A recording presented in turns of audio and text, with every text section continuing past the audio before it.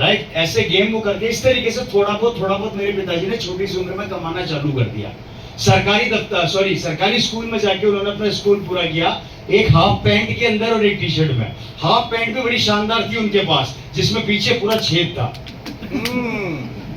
और उसके ऊपर एक अलग तरह का वो चिपका हुआ था कपड़ा, और शर्ट यहाँ से फटी हुई रहती थी, तो उसको मेरी दादी लाल रंग के धागे से सिल के रखती थी पूरी है।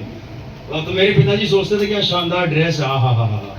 मेरे फादर उसको पहन के स्कूल जाते थे, मेरी बुआ भी ऐसे ही जाती थी। हालत बहुत ज्यादा खराब थी, बहुत बुरे वक्त देखा, बहुत बुरा दौर देखा, क्योंकि हमारे पास खेत खलियान जमीन जायदाद कुछ भी नहीं था, कुछ भी नहीं था।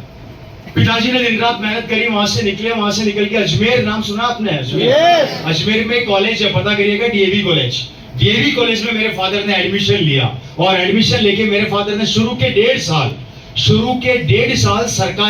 प्राइवेट ढाबे के ऊपर कचौरी समोसे की दुकान में रहते थे। सुबह सर वो कॉलेज जाते थे, और कॉलेज से आने के बाद 1:30 बजे के आसपास कॉलेज से आके उस ढाबे पे लोगों को कचौरी पकड़ाते थे और टेबल साफ करते थे। वहां शुरू के 1.5 साल निकाले, और वहीं सोते थे उस ढाबे में।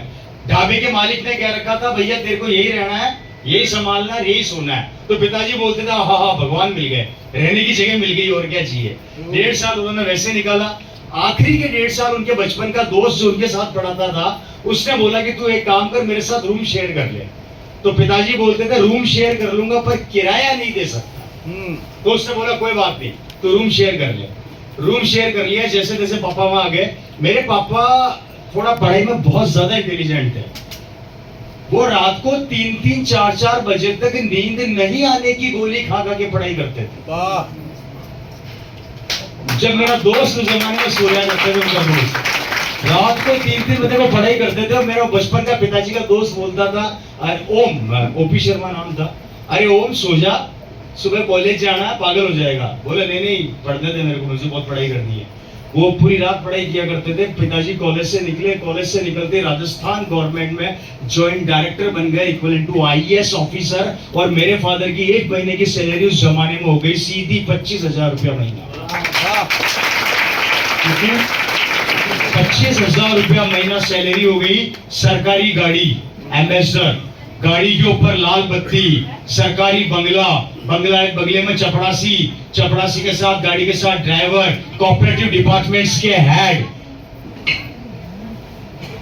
किसी भी मील को बंद कर सकते थे और किसी भी मील को चालू कर सकते थे। एक झटके के अंदर एक मजदूर का बेटा ऐसी पोस्ट पे चला गया जिसकी कल्पना लोग कब सपनों में भी नहीं करते। उस जमाने का 25,000 रुपया आज के कम से कम 3 लाख 3.5 लाख के बराबर है बॉस। Right sir. पिताजी को नौकरी मिल गई, फादर की लाइफ स्टाइल टोटल बदल गई, एकदम से जिंदगी 180 डिग्री कौन से बदल गई।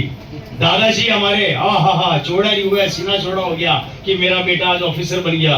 वो अलग ही चला करते थे, वो जिस फाइल पे साइन कर देते थे वो फाइल ओके, उनकी परमिशन के बिना कोई उनसे मिल नहीं सकता था। वो रिपोर्ट करते थे सीधे सीएम हाउस, राजस्थान में सीएम हाउस में रिपोर्ट करते थे मेरे फादर। और लाल बत्ती की पावर तो आप जानते ही हो क्या होती है, किसी की औकात नहीं थी हाथ देने की। वो अक्सर घर पे आया करते थे और नौकरी करके, और मेरी मदर उनसे, मतलब वो हमेशा शांत रहते थे, तो मेरी मदर पूछती थी आप इतने शांत क्यों रहते हो। तो मेरे फादर बोला करते थे नौकरी में मजा नहीं आ रहा, कुछ और करना है, इससे भी बड़ा करना है। तो मेरे पापा ये बोलते, मेरी मदर बोलती थी पागल वागल हो गए हो क्या, अब क्या मिनिस्टर बनने का मूड है क्या। जब आपको इतनी शानदार नौकरी मिल गई तो अब इससे बड़ा क्या होता है। हेलो, है या नहीं, हो या नहीं। तो मेरे फादर बोलते मजा नहीं आया। मेरे फादर की एक लाइन जो हमने सुन ली थी बचपन में, वो आप लोग हमेशा अपने जहन में रखो। मेरे फादर बोलते थे उस जमाने में, हम छोटे थे, इतने छोटे थे कि इतने छोटे भी नहीं थे कि मतलब समझ में नहीं आता था, घर में कोई हलचल है बच्चा सब जानता है, राइट है। मैं भी उसमें स्कूल में था तो पता तो लगता रहता था क्या चल रहा है घर में। तो मेरे फादर अक्सर बोलते थे कि अगर ओपी शर्मा अपनी लाइफ के अंदर कचौरी बेच के 25,000 तक पहुंच सकता है, तो ये ओपी शर्मा 25 लाख भी कमा सकता है। कितनी बड़ी बात है। अच्छा, आप मेरा एक सवाल आप लोगों से, आप में से कोई महीने का 20,000 कमा रहा, कभी 2 लाख की प्लानिंग करी?